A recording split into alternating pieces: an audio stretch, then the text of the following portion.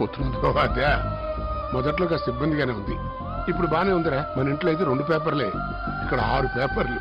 Matter చదవటమే కానీ దిక్కుమల్లి వాడి పేర్లు జ్ఞాపకం ఉండలేదు. కాదు నాన్న, మీరు ఇలా జైల్లో కష్టపడటం.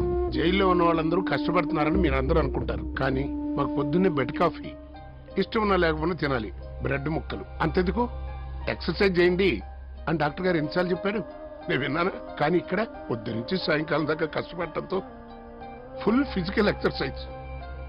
ఆ సిగరెట్ తాకండి, మందు మానేయండి అని మీ అమ్మ రోజు గొడవ చేస్తుండేదా?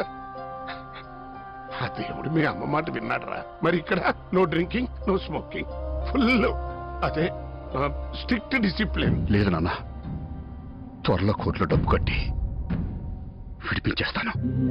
రవి, నీకు చెప్పకూడదనుకున్నాను కానీ చెప్తున్నాను రా. ఇందాక లాయర్ గారు వచ్చి వెళ్ళారు. 2 రోజుల్లో జడ్జి గారు మారిపోతున్నారట. మనం ఎంత ప్రయత్నం చేసినా లాభం లేదన్నారు. మళ్ళీ బాధపడకు, మా అయితే